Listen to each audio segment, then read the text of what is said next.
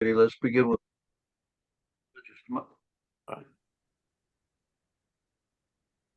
Almost.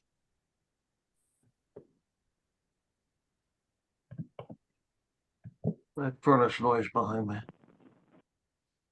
All right. Heavenly Father, we give thanks to you this day to be together to study your word, to learn your desires and to follow your commands. We ask your blessings upon us. Open our hearts and minds through your Holy Spirit. Amen. Amen.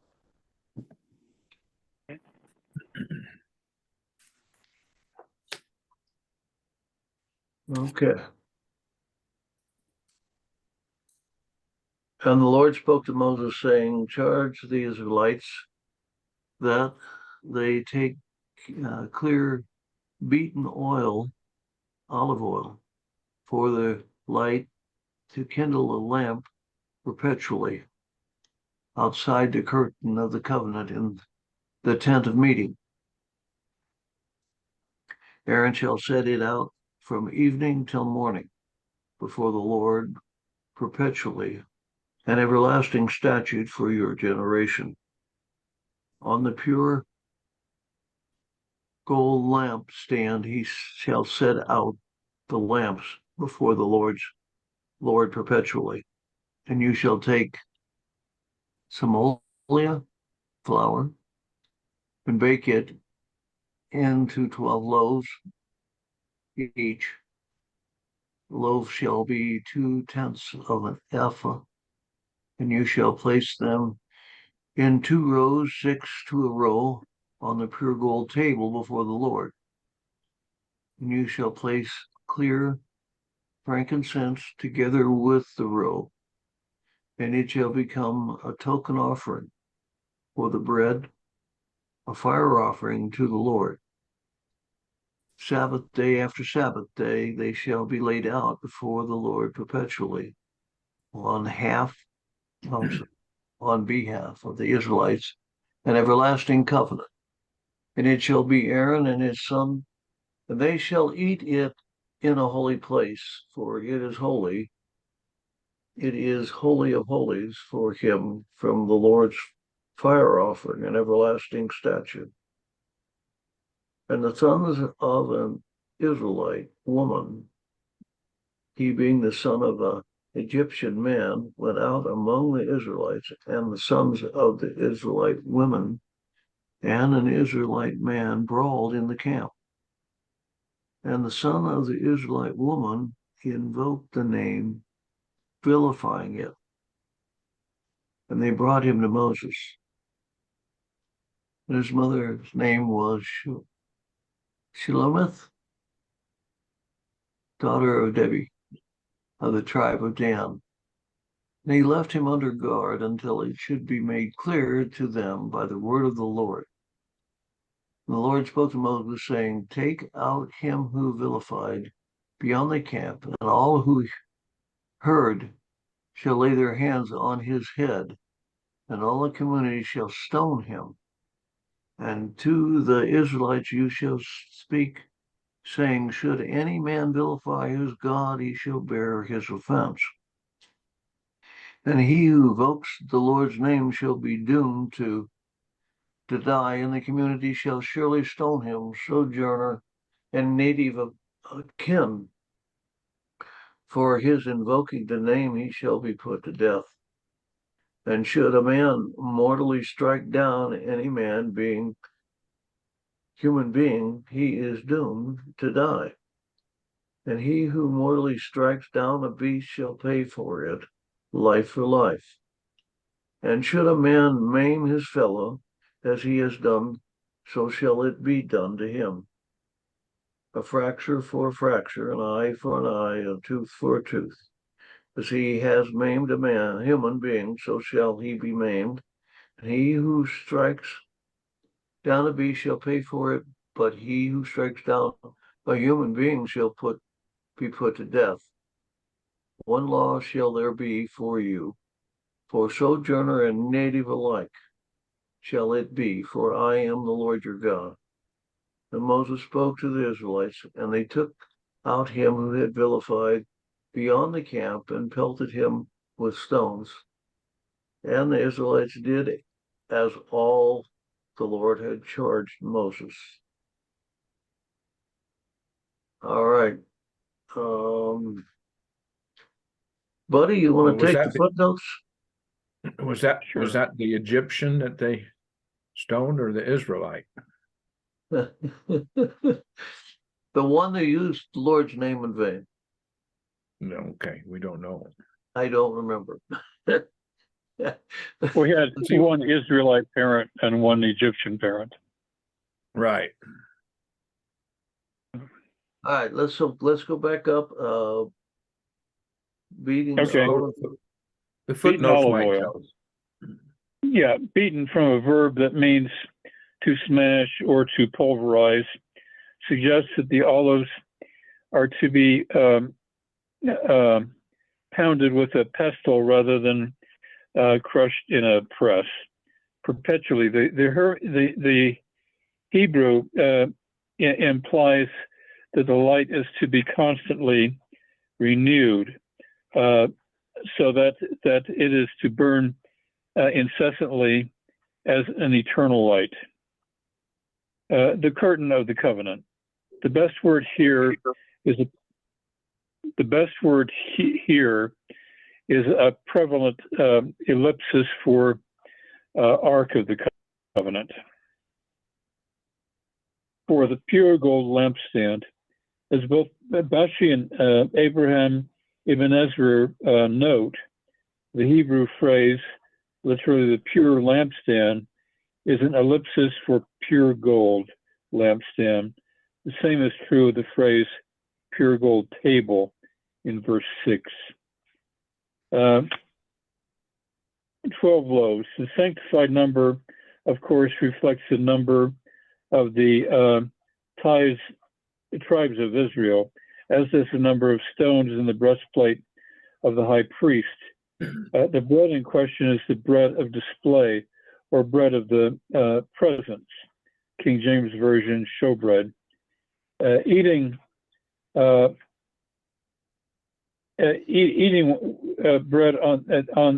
laying out bread on the altar daily, or even several times a day, with the idea of symbolically feeding the deity, was a widespread practice in ancient Near Eastern religion.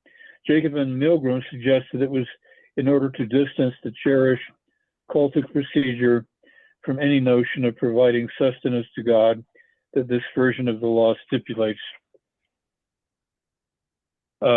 Putting out fresh loaves only once a week. The inevitably stale bread could then be consumed by the priest, perhaps one of the less attractive of their sacerdotal prerequisites. Pure frankincense. The adjective used, zak, in the same one applied to olive oil in verse 1 and translates that under a pure run the risk of introducing a confusion with the pure gold lampstand and table. Since frankincense is a resin, this might be an indication that it should be translucent, a visual attribute squarely within the semantic range of zak. A token offering for the bread, a fire offering, since the bread itself is not consumed on the altar, but is left untouched until the following Sabbath, when it may be given to the priest. The frankincense set alongside the bread is burned as a token offering in lieu of the bread. Sabbath day after Sabbath day. The literal contour of the Hebrew idiom is on the Sabbath day, on the Sabbath day. Branded. The verb of violent altercation, branded. The verb of violent altercation is the same one used for the two Hebrew men with the young Moses, whom the young Moses rebukes in Exodus. Is perhaps this verbal trigger that led Rashi to claim rather fancifully that the blasphemy in this episode was the blasphemer in this episode was the son of an Egyptian taskmaster whom Moses killed on the day before his encounter with the two brawling Israelites. Invoke the name, vilifying it. The name, an interesting biblical in anticipation of literal pious usage in Hebrew, is an ellipsis for the name of Yahweh. One suspects that the writer avoided using the complete phrase because the idea of actually invoking and vilifying God's holy name was abhorrent to him. The object of vilifying of the name is merely implied, though it might at first seem that the brawler is verbally abusing the adversary. Supercharging the abusive language by invoking God's sacrosanct name, verse 15, clearly makes his God their grammatical object to vilify. And this direct verbal assault on the name Yahweh is, of course, a grave transgression. Shelomith, daughter of Debri of the tribe of Dan, Mary Douglas ingeniously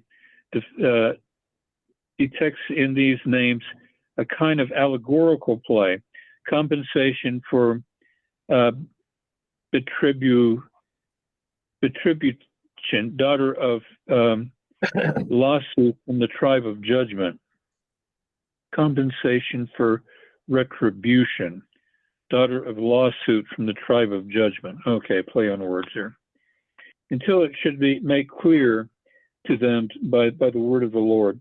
What is to be made clear is what should be done with the malefactor. By the word literally in the mouth of the Lord, in the present context, obviously before an oracle, and God's speech to Moses in the following verses is the message of the oracle. Okay. Him who vilified, God too suppresses the divine object of the verb of scurrilous speech. All who heard, that is, all who heard the blasphemous utterance, shall lay their hands on his head. In biblical times, blood guilt rests on the head of the perpetrator. The laying on of hands by the witnesses is confirming of the guilt, and so Rashi observes. For his invoking the name, he shall be put to death. The element of the idiom that sticks in the craw of the pious writer in vilifying it is merely implied. This act of lèse-majesté aimed at God, who is very rational, who is the very rationale for the existence of the community, is understood to be a threat to the community itself. And so all are to be involved in the execution. In any case, this formulation, which appears to hold the mere invoking of the name as a sin, led later on to a general ban against pronouncing the name Yahweh except by the high priest on the Day of Atonement in the Holy of Holies. And should a man mortally strike down a human being, the use of the generic term Adam, human being, sets up the contradistinction of killing a domestic animal rather than a human being. But there may also be an implied contrast with God in the preceding unit. God, in principle, cannot be hurt by any human act, but his name, available for manipulation and debasement in human linguistic practice, can suffer injury. And for the injury, the death penalty is exacted as here in the case of murder. Shall pay for it life for life, since what is explicitly stated is providing restitution by the owner of the animal that has been killed. Life for life here clearly means the monetary value of the dead creature that will enable its owner to acquire another one. Although the rabbis strenuously sought to extend this notion of monetary compensation to all cases of lex talionis that follow here, the plain language of the text appears to call for an actual infliction of injury for injury, as Milgram plausibly concludes after an exhaustive survey of the age-old interpretive debate. The formulation of the lex talionis in Exodus may leave a bit more latitude for the possibility of monetary compensation because there is no verb for the act of maiming like what is used here. As he has maimed the human being, as so shall he be maimed. See the comment in Exodus. Okay, there we go. All right. Any thoughts on this that we just went through? Eye for an eye, maiming for maiming, anyone? Yeah. Okay. The whole population would be maimed. Eye for an eye and a tooth for a tooth is a limit. So when Moses killed that guy, Yeah. was he Egyptian. conflicted by that? He still talks about it. That was quite a I while don't- ago, wasn't it? Not so conflicted as he had to run away. You know, that cost him dearly when he stood up for the Israelites. And set him up. The Israelites did not see him as in a position to give them orders or direction, but stuff was out concerning what he had done. So that meant that he had to run all the way over to Midian to hide. So he, went from prince in Egypt to shepherd. Who was he hiding from? Pharaoh and the Egyptian court. He'd stood up for slaves. He killed an Egyptian for slaves. If if that got out and was allowed, that would put every Egyptian at risk. That's the way it would look at. An Egyptian father and an Israeli mother, we can assume there were mixed marriages during the enslavement in Egypt. Yeah,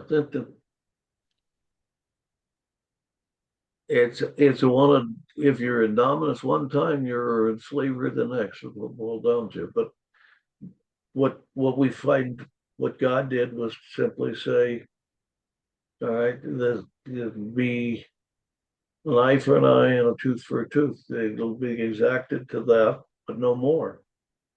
You remember the Cain and Abel story, and then you get others after him in the line of Cain who say,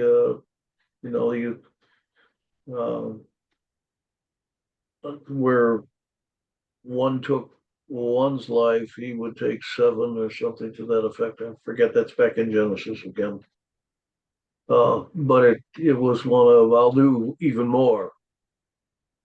There was no limit on the punishment. When it says mortally striking down a beast shall pay for it, they're referring to just maliciously killing an animal of somebody else. They weren't against killing animals for food or anything.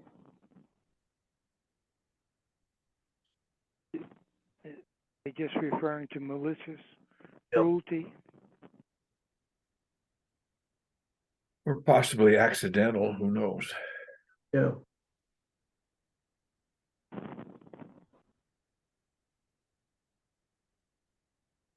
All right, let's go on with the next chapter then.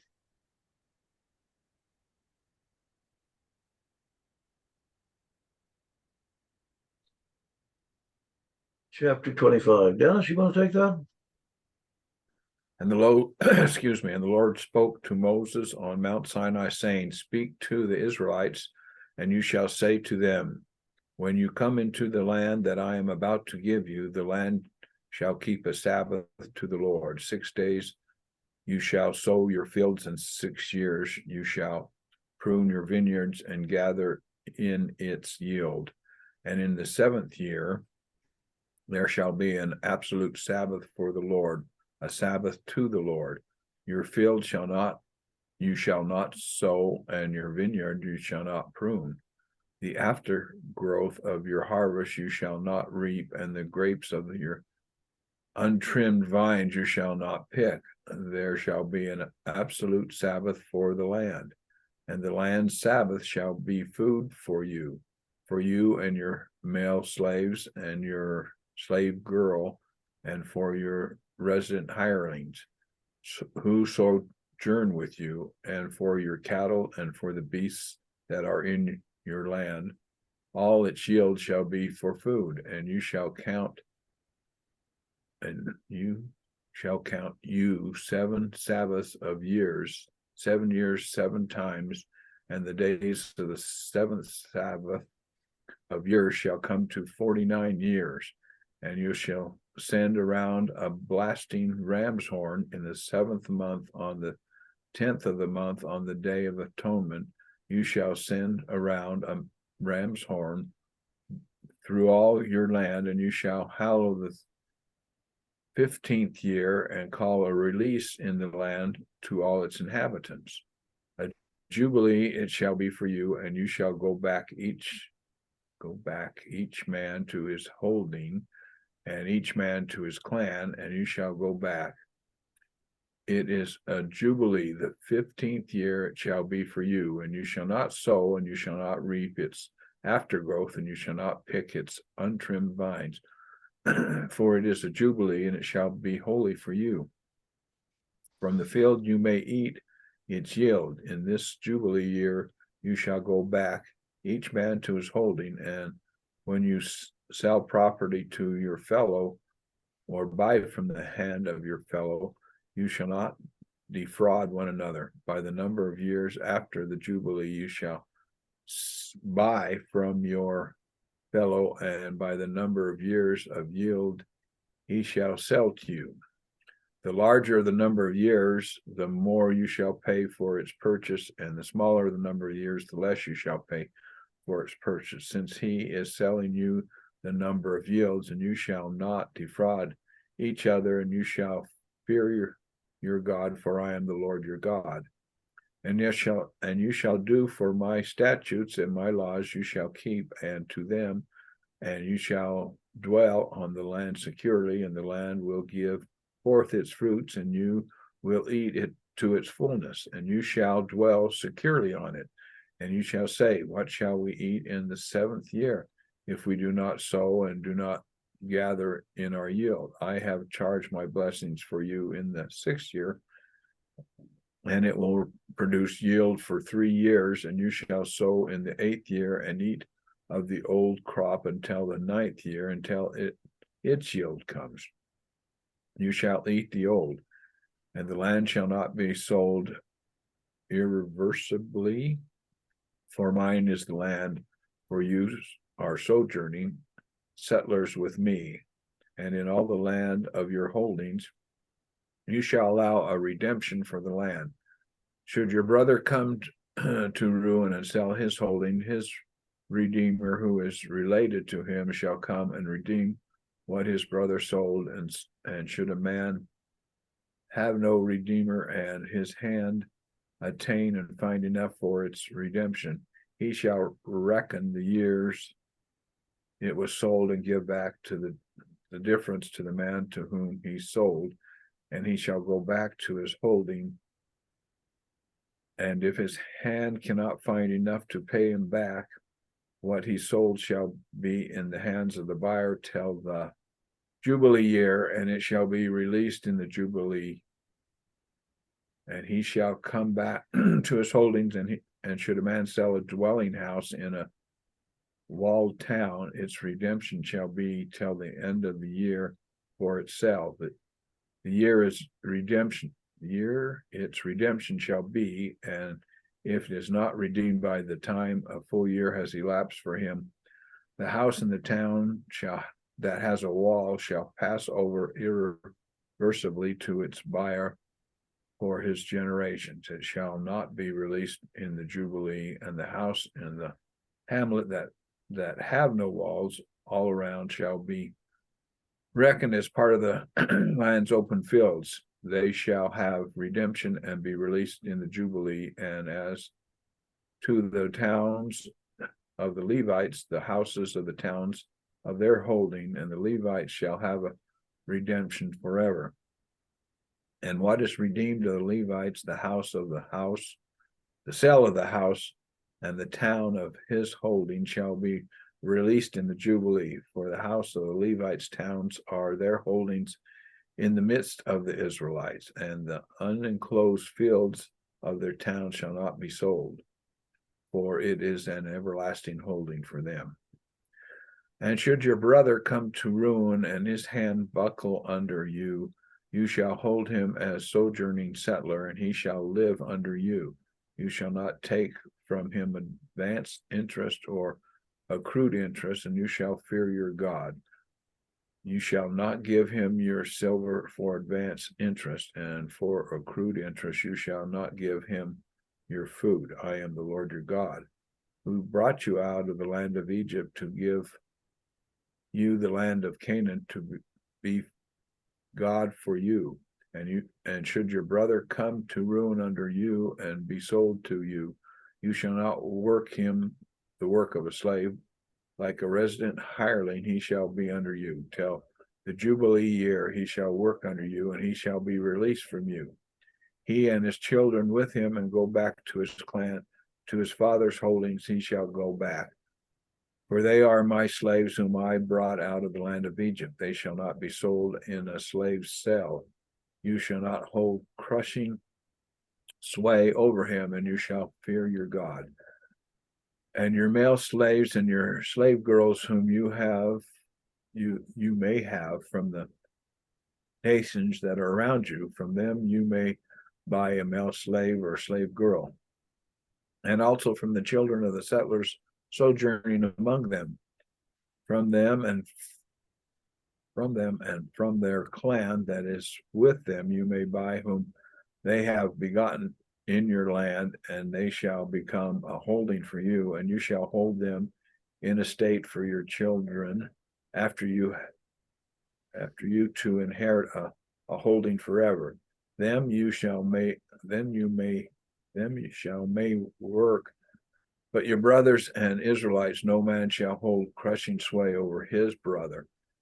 And should the hand of a sojourning settler with you attain means when his brother comes to ruin under you, and is sold to a sojourning settler under you, and to an offshoot of a sojourner's clan after being sold, he shall have redemption. One of his brothers may redeem him, or his uncle or his cousin may redeem him, or any of his own close kin from his clan may redeem him, or his hand may attain the means, and he shall be redeemed. And he shall reckon with his buyer from the year of his sale to him till the Jubilee year, and the silver of the sale shall be according to the number of years, like the time of a hireling, he shall be under the other. If there are still many years according to them, he shall pay back his redemption from the silver of his purchase. And if few years are left until the Jubilee year, he shall reckon with him according to its years. He shall pay back its redemption. Like a hireling from year to year, he shall be under you. No one shall hold crushing sway over him before your eyes. And if he is not redeemed through any of these ways, he shall be released in the Jubilee year, he and his children with him. For my are the Israelites as slaves. They are my slaves, whom I brought out of the land of Egypt. I am the Lord your God. Anybody got a flow chart for all of that? If No. they had their genealogies, I'm sure they had their flow charts. All these rules and regulations written down and became the law, or was it just like an unwritten contract between? You're reading the Well, law right this is now. the law. Yeah. Leviticus This is the law. Okay. Was it unwritten, or was it just understood? No, So it's that this- written. It's a book of This Leviticus. is the Torah. It's part of the Torah. Yeah. But Okay. What do you see in all of that overall in what was listed there? I see the beginning of contracts and civil society and how they deal fairly with each other. Okay. You know, It sounds like permission for slavery to me, some of it. Well, and what the rules of slavery, what the protocol of slavery will be. And there seem to be certain safeguards to assure that the Hebrews are spared from this condition by and large. And also there was a time limit, so it wasn't a slave situation forever, apparently. yeah, everybody went back to their original heritage at the end, at each Jubilee is the way that was supposed to work out. 49 years.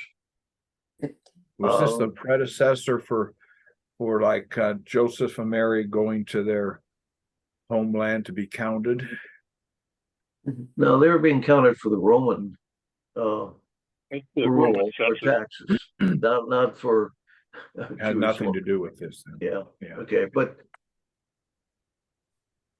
that broke down because they didn't follow God's commands initially. But it was to prevent the situation that we see today with the very super rich and then the really poor with no undergirding, no safety net for going back to where they were before. Kind of let's not let society get too far gone. Basically, debtor's prison situation.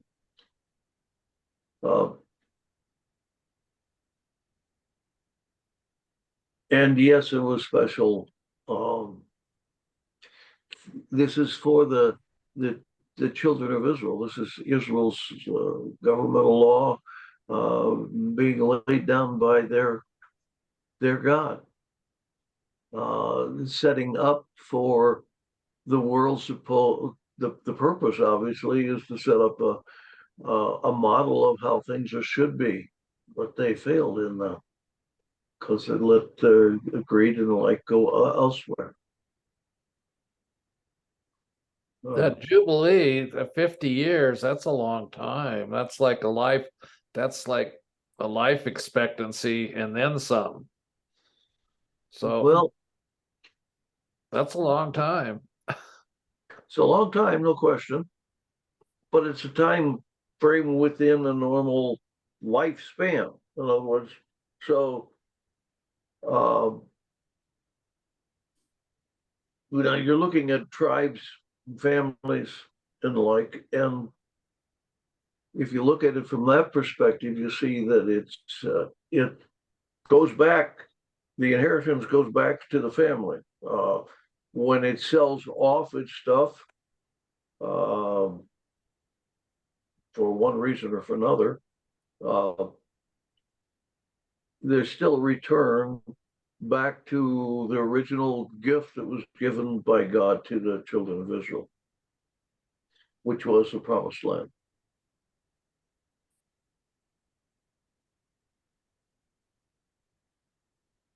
There were a lot of sevens as far as the 7 days and then the 7 years, and then leaving everything to using the old stuff first, and a lot of regulation there. The 7 would be a jubilee in a lot of. Well, that was the 7 times 7 was what that jubilee was.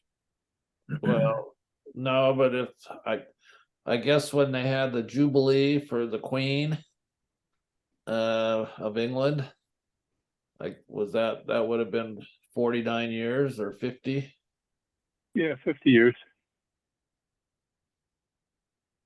Or 50-year anniversary, yeah. You finish the 49 and the 50th year, right? And then in the Catholic Church, they do this. They did the same thing. I don't know about that.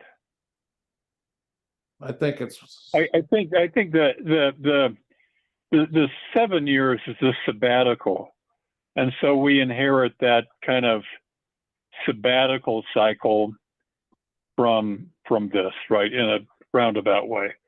But the Jubilee is the 7 times 7, and we inherit that in a sense, Jubilee anniversary, Jubilee commemoration and so forth. That's still 50 years or, just past the 7 times 7. So yeah, we've kind of inherited that as a cycle, as a way of marking things. I mean, we still have professors and professionals who take sabbaticals. We still have Jubilee celebrations.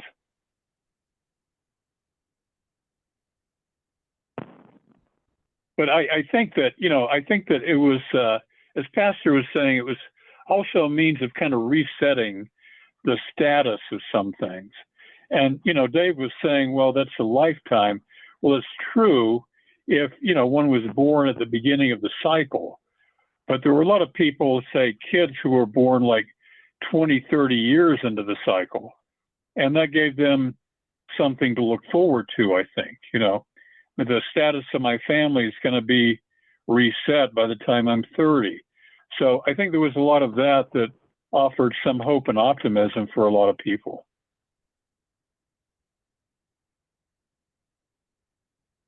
Okay, let's look at the footnotes or see what we got.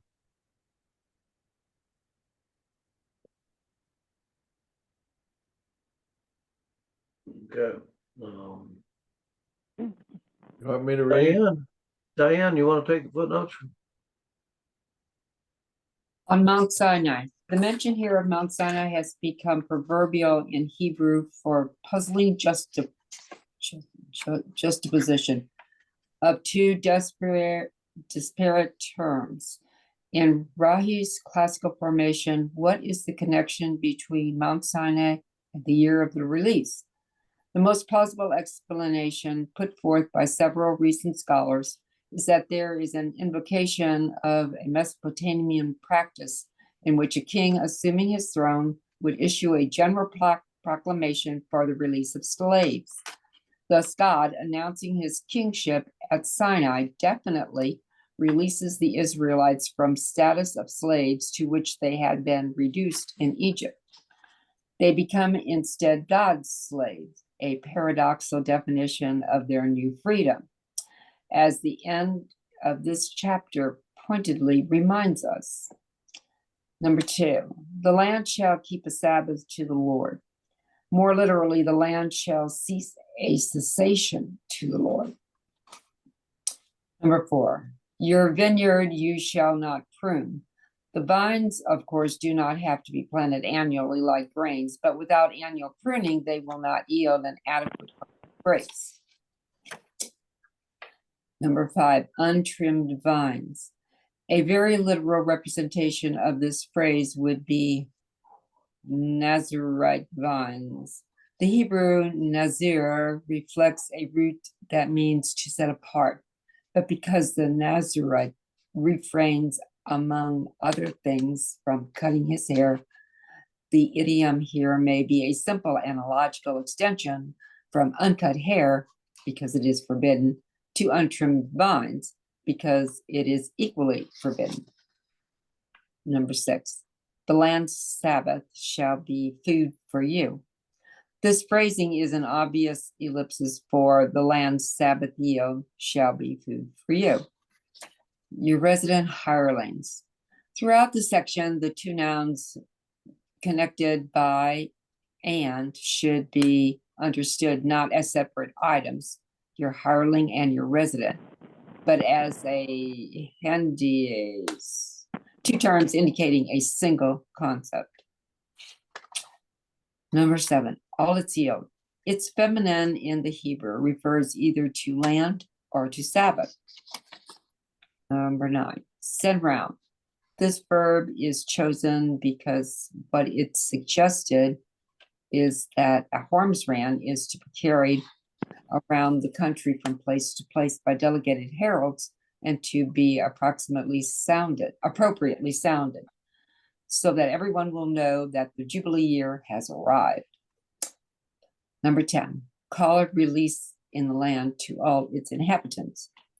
One must regretfully forego the grandeur of the King James Version, inscribed on the Liberty Bell. Proclaim liberty throughout all the land unto the inhabitants thereof. In fact, the passage is concerned with the legal arrangements regarding property in the Jubilee year. And modern scholarship has persuasively demonstrated that doer does not mean liberty, but is cognate with the technical academian term annuary, which means a release from or moratorium on debts and indentures.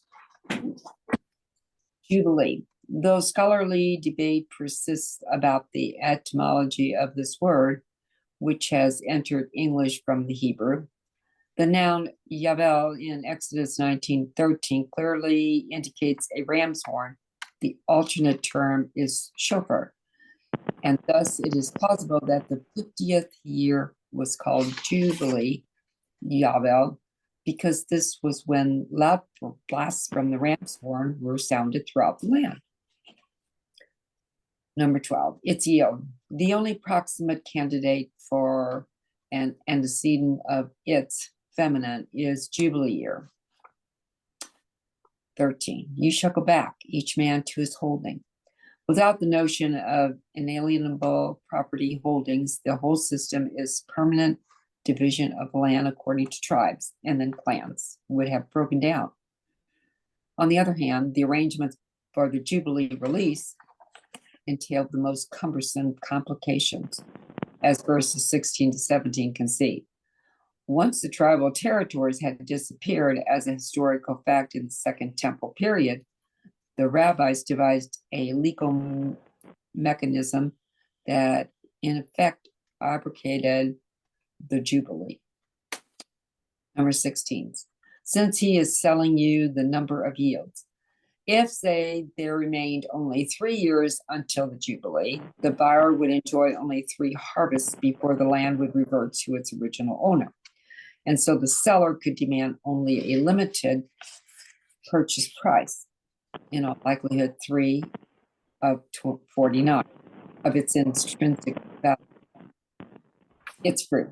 Here the term functions in a general sense of produce. 21, I have charged my blessings for you in the 6th year, and it will produce yield for 3 years. This miraculous intervention in order to generate a harvest in the 6 years sufficient for 3 years suggests that the legislation for the sabbatical year was in a way utopian and could not have been observed imperfectly for compelling practical reasons. Number 23, sojourn settlers. As everywhere in the biblical usage, the 2 Hebrew nouns, literally sojourner and settler, are a hendies with modern legal sense of resident alien. 24, you shall allow a redemption for the land. Land can be redeemed at any time, either by its original owner or by a relative acting on behalf of the original. And the buyer is obligated to sell back the land to allow redemption. The Jubilee then is kind of a backup system. If neither the original owner nor its kin can come up with the price of redemption, land will in any case reverts to its original owner in the Jubilee. Number 28, released. The literal meaning of the verb yatsa is go out, but in context of property law, it has this technical meaning, and the literal sense would not be intelligible in English. 30, the house in the town that has a wall shall pass over irreversibly to its buyer. In an agrarian economy, real property in open fields was a permanent and indispensable source of livelihood, whereas urban real estate was primarily a residence rather than a source of income. As a result, it was not regarded as an alienable property and might be permanently relinquished if the seller could not scrape together funds to buy it back within a year. 35, his hand buckle under you. The verb here is more typically associated with the foot, where it has a sense of stumble, because hand is a metonym for power. The idea is that the person has suffered something we would call economic collapse. He shall live under you. That is, he shall live under your authority or power with the understanding that you shall take responsible steps to allow him to subsist. 36, advance interest or accrued interest. There is some uncertainty as to the precise differentiation between these two kinds of interest. For the former term, etymologically means a bite. The latter comes from the verb that means to multiply. For they are my slaves. The paradoxical consequences of the fact that the Israelites, as God's covenanted people, have assumed the condition of God's slaves is that they are prohibited from treating each other as slaves. The status outlined here with mandatory release in the Jubilee year is a kind of indentured servitude. In contrast, however, to the sabbatical laws in Exodus and Deuteronomy, manumission occurs only in the Jubilee. So the maximum period of servitude is 49 years, not 6. 43, you shall not hold crushing sway. This idiom combines two locutions for exercising absolute authority. The verb radash with the second command here, and the verb bifarakesh, which is used for the harsh enslavement of his Hebrews by the Egyptians. See the comments in Exodus. 47, hand, attain means. The object means has been added in the translation for the sake of intellectual ability. The idea being that the resident alien has amassed the wherewithal to purchase an impoverished Israelite. 48, after being sold, he shall have a redemption. This system, which envisages Israelite domination of the land, is sharply asymmetrical. An Israelite sold into slavery to an alien has the permanent right without temporal restriction to have his freedom bought for him, whereas the alien sold to an Israelite may become a permanent slave. 50, reckon from the year of his sale till the Jubilee year. The procedure is precisely parallel to that for redemption of property, since in the 50th year, the owner would in any event be obliged to release the Israelite slave. The closer the time of buying back his freedom is to the Jubilee, the less his market value. Like the time of a hireling, he shall be under the other. The value of the slave shall be commuted as though he were a hireling. If a hireling is paid X amount of silver per year, and there are 12 years remaining until the Jubilee, his value is 12x of silver. In the translation, the other is added for clarification. The Hebrew, a bit cryptically, simply says under him. Okay.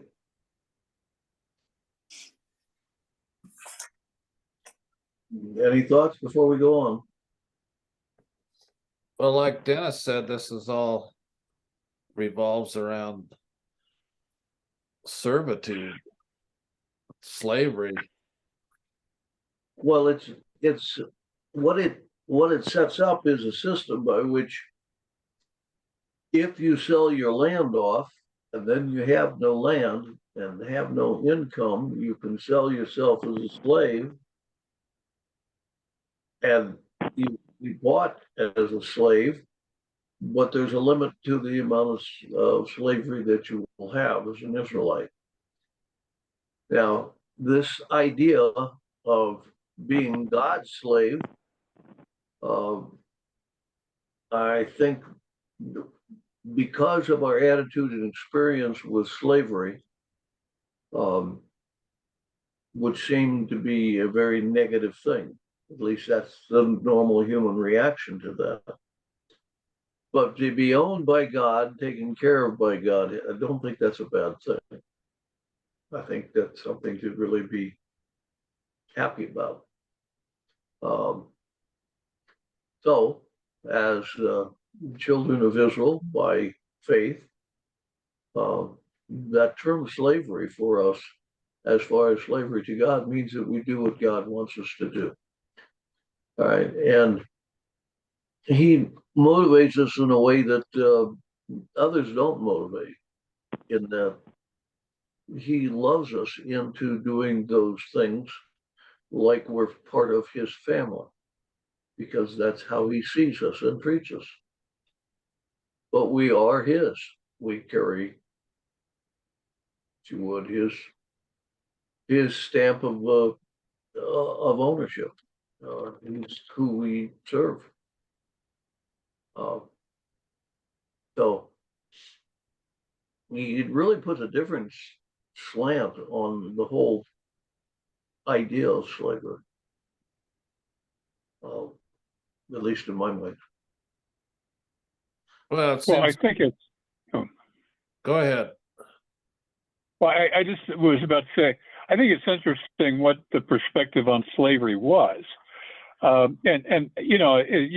it's already mentioned, I think, and the author mentions in the footnotes that this is kind of looking forward to the assumption that the Hebrews are going to be dominating the land, that they're going to be ruling the land.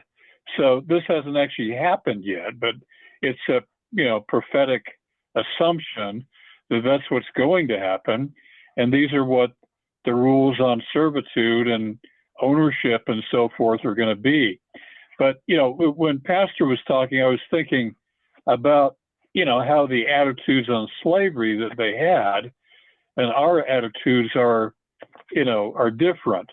And when Pastor was saying, well, somebody, they fall in hard times, they have to sell off their land, and then the next assumption is that they're going to sell themselves and their family into slavery. And I'm thinking that in later societies, that wouldn't be an assumption. The assumption, say, in the American frontier might be, well, I had to sell off my land, so I think I'll become a sharecropper. I'll try and lease some land from somebody else, maybe from the guy that I just sold mine to, right? Whereas in this society, the assumption is, well, I guess I'll have to sell myself into slavery. But then if one looks at the status of sharecroppers and serfs in Eastern Europe and peasants in Western Europe in medieval times, their status really wasn't much better than slaves, right? It did marginally better than being a slave. So it's just interesting how the perspectives shift. Well, people when they have slavery, they acquire wealth. And what this is saying in Leviticus is that at the end of this Jubilee time, there'll be a distribution of this resources, wealth, money. Does that make sense? Because It's not a redistribution of the what they might hold in personal wealth, such as in gold and silver, but in property and in people. You're right. The wealth was there, but it over time, because of the way we do things, one person ends up a little better off, one person ends a little worse off. And as this goes through time, the people that are worse off, they need some type of restart. And that's the system was set up for that.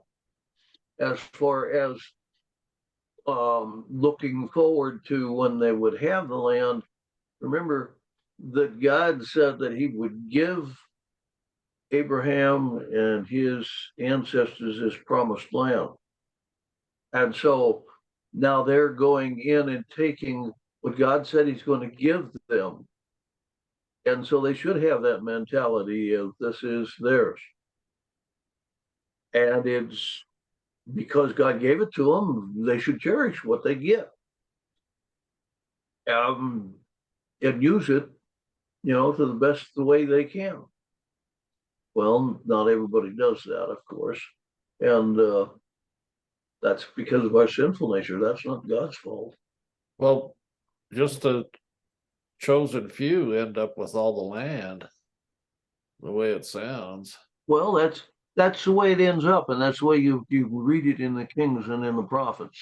And that's part of this going away, or somehow not going back to it when they came back out of Babylon, which just makes things worse. And then in the Buddy was talking about in the feudal times in Europe, it was just the landowners, the rich landowners that reaped the rewards. Everybody else was just kind of relegated to manual labor. Well, let's not forget at the same time that the way they got their land and the like was through Inheritance. migration of different groups of people in war, basically. And you got to do something with your captives from war. And that's Well, like part of it. Dave said, there inheritance is involved here because there were people born in between these times, and so Yeah. at the end of the Jubilee, I would assume there's some sort of distribution to the heirs or something like that, unless the person Yeah, so died. it goes back to it goes back to the family. It's the clan type Yeah, thing. the clan then, and then the tribe is what it boils down to after that. Well, and But then the attitude. I'd just like to modernize this for a second. That's why the conservative Jew sees the land and the trading of the land as being abhorrent, as something that they should not do. Even the West Bank was, considered that was a terrible thing, that it should be taken because it was given to them, and that's part of a relationship with God, has to do with the land at the same time. And I'm only trying to get you to understand the mentality of the struggle that's going on over in Israel right now too, because of that. What do you want to add to that at all? Well, no, I was thinking something that was, not totally relevant to what you just said, but I was thinking that, when Dave said that, there was a lot of money to be made out of slavery, well, that could be, but I was thinking that, farming in Israel is different from what farming was in the American South in the 19th century. And so in the American South in the 19th century, the lowland South, the big crops were tobacco and cotton and sugar further south. And these are all labor intensive crops, labor intensive because there wasn't much in the way of machinery. And so, yeah, the people that had large numbers of slaves were going to make big money. Yeah. But in Israel, in the time of Moses, right, that wasn't the case. So, I mean, you might have a family farm where the sons and a few servants or some harvesters, some migrant laborers could handle the workload. But whether or not you wanted some slaves might be another question, right? Because slaves could actually cost you money if you were a farmer. Yeah. Because if you got a kind of moderate-sized farm, in the off season, these slaves are gonna cost you money. They're gonna keep eating, and you have to look after them, right?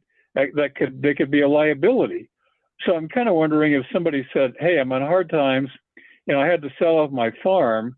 I want to sell myself and my family into slavery." I'm kind of wondering, what the market was like. Whether there were a lot of people standing around saying, "Yeah, I'll buy you. You got a deal," or whether there are a lot of people saying, I don't know. I don't know if I can use you." So the attitudes about slavery might have been different from what we're used to, when we read about slavery in the antebellum South. So did Well, I slavery think here only involve people who worked the land, or now what about the people who made the chariots and the swords and the saddles? Yeah, people who lived in town. Yeah. Yeah. Is there any slavery involved in that, or indentured, Oh, I'm sure there indentured was. servitude? I'm sure there were, but I mean, how many slaves can you use in your jewelry store? Yeah, and how many people do you have to sell your jewelry to? Yeah. The I remember that the slavery is well.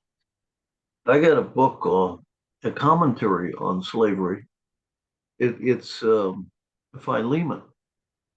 Now, if you look in the Bible for Philemon, you'll find that it's about 2 pages long. My commentary on Philemon is bigger than my commentary.